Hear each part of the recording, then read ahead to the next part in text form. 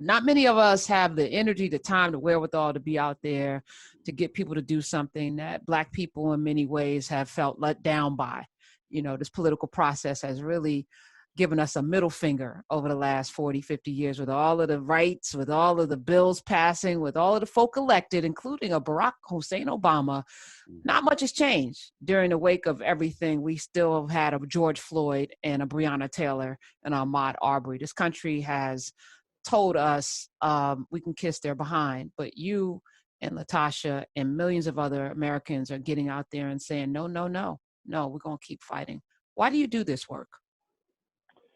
Well, because it's literally about our lives, right? It's about, the ability to have self-determination, to be able to control the surroundings, control the conditions that we live under. At the end of the day, the folks that are elected into these offices, they have a lot of control, a lot of influence over our lives. Everything, one of the things I always say is everything you think of from the way that we enter this world, right? The birth certificate that we have, the place that's licensed to even deliver babies, right? From the way we enter the world until the way that we leave this world, right? In terms of our death certificates and the regulation of funeral homes and really everything in between is really touched by folks that are elected into these offices. So it's literally a matter of life, our livelihoods, our quality of life, our education, our housing, our jobs, right? Our families.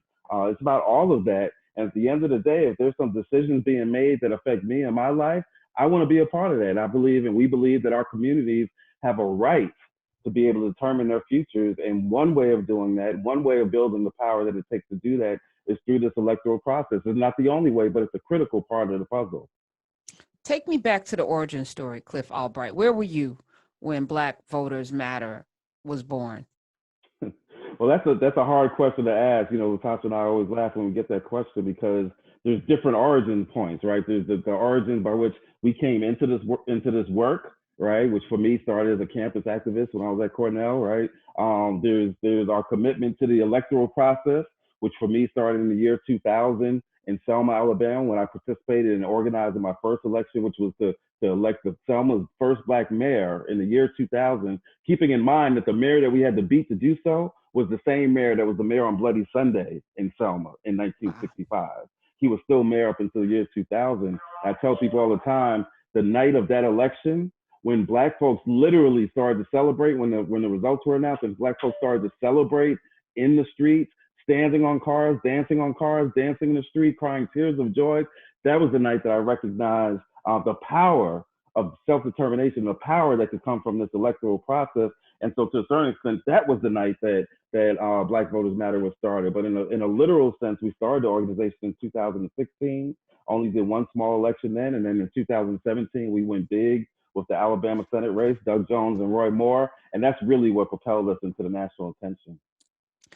All politics is local. That's the quote. In the last hour, earlier last week, I actually talked with Tiffany D. Lofton, who's one of the youth leaders of the NAACP, has recently left there. And I'm playing the interview, but she got involved with organizing on a college campus. So I'm hearing you, Cliff Albright, got involved in organizing on a predominantly white college campus, Tiffany Lofton in San Diego. You in upstate New York, Cornell. What happened? What got you involved?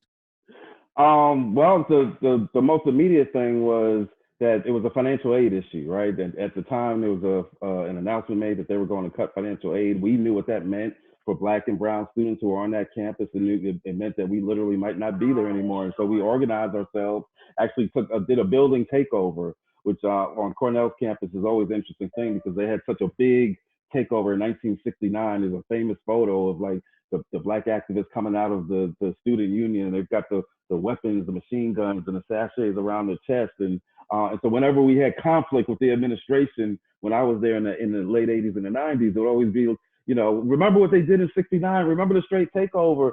And so we took over a building over this financial aid issue. And that was really the launch of my activism. And really, I always say everything that I do now, everything that I've fundamentally that I use in my organizing now, I learned as a student activist. When you're talking about how to build coalitions, how to match strategy to your demands, how to sustain movements, how to communicate and message, how to tap into culture, which is something that we had to use while we were inside the building, right? Many of the key ingredients that really become a fundamental part of my organizing today, I really learned as a student activist. 866-801-8255. As people are listening to you, I know that a lot of us, for me, it was apartheid on my campus. And I had one of my best friends was Brian Toka, who was from South Africa. He was a soccer player on the campus of Drew. And we got really involved because they had a rugby team that also had a slave sale, to raise money. And that was, interesting, to see that play out. But, as we leave school, some of us forget, because you got that youthful energy. When we talk about movements, you talking Black Panther, 20-something-year-olds, college campus, Fred Hampton, 20 years old, 18, 19-year-olds. How do we keep it going? Like, how are you and Latasha still keeping it going? What's your methodology for getting out there? What's the strategy? Yeah, well, there's a couple of pieces of the strategy that are critical for that. The first is that we center love and power, right? We always say that we're all about spreading love and building power. We believe if we can spread enough of the first, that we can build up a whole lot of the second. And I think when we ground our work in that, when we ground our work in that love, I have a mentor, Sokwe Lumumba, who used to say, to be an organizer, to be a revolutionary, you got to love the people, because if you don't love the people, you will betray the people. It's got to be centered in love, right? And not a mushy kind of love, right? Not a sentimental kind of love, right? Dr. King once said that we need both love and power, right? Power without love is reckless and abusive, but love without power is sentimental and anemic. It's not that sentimental and anemic love, right? It's that agape love. It's that radical love. It's that every now and then you got to turn over the table kind of love, right? That's the kind of love that we try to infuse in this work. And then along with that, we got to have some Black joy and some Black culture. If you can't find joy in this organizing that we do, then you're not going to be able to sustain it very long. Even when you look at the summer of protests, right? The George Floyd protest, the Breonna Taylor protest, 3 straight months, protests in over 600 cities, right?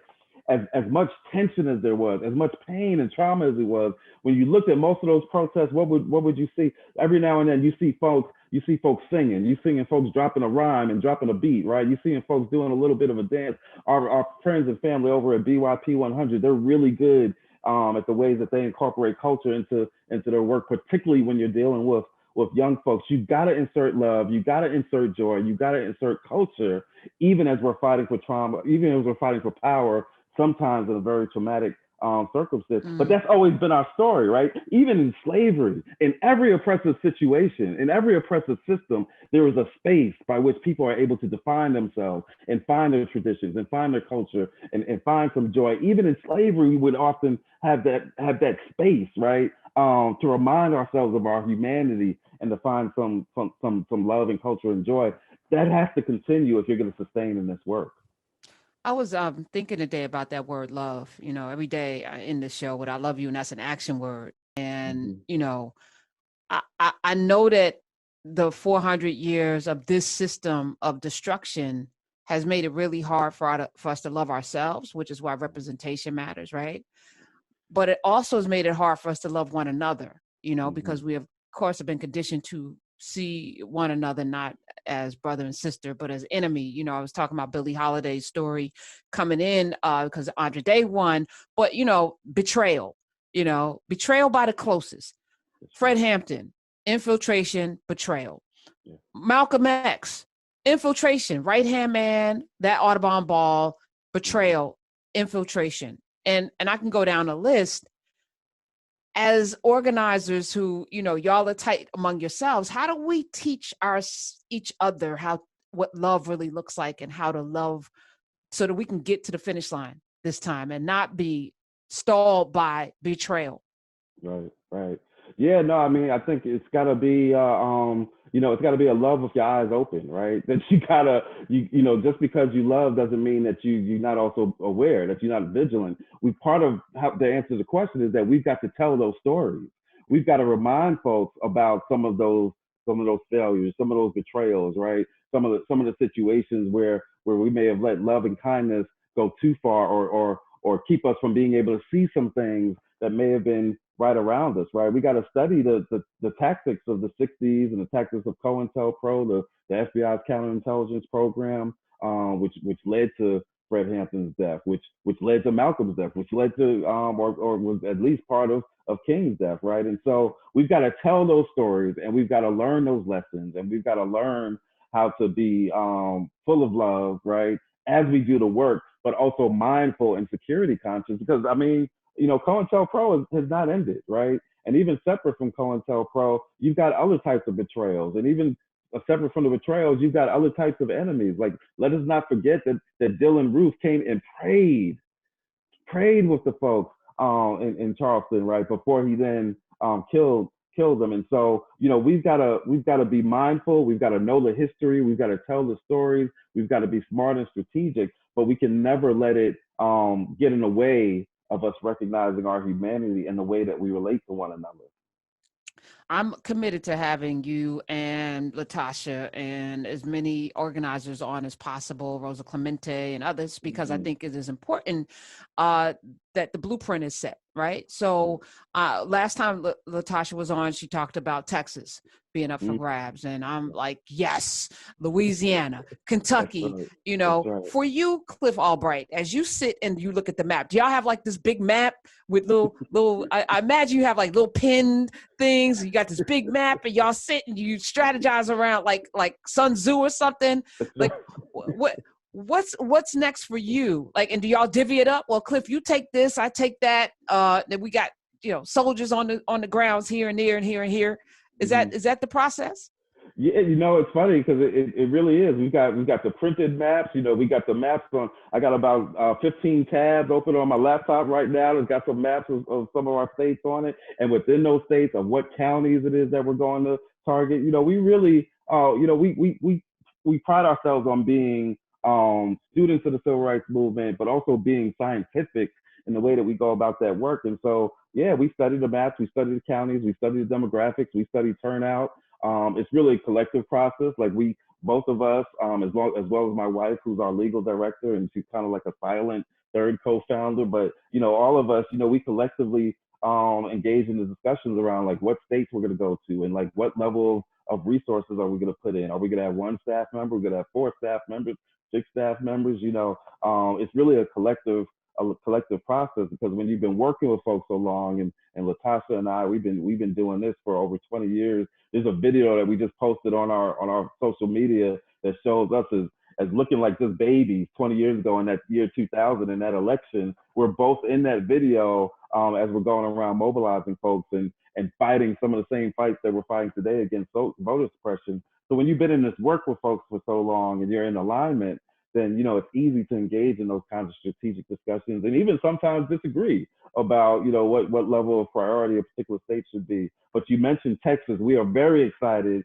about Texas. We're just launching our program and some partnerships now. There's some incredible work that's already been going on in the state. It's really on the cusp of changing, right, and changing for the better. If we could get rid of Cancun Ted and Flying Ted, or whatever you want to call him, then the state will be a lot better off. But it's not just about him, right? It's about a governor. It's about a state legislature. It's about local governance. Many of the partnerships that we're building right now and the campaigns that we're supporting in Texas right now aren't even about the statewide stuff. It's about the local stuff. It's about a place like San Antonio, where the police union has a contract with the city that allows them, whenever a police officer gets fired for misconduct, that 65% of them get rehired. This is police who were fired for misconduct.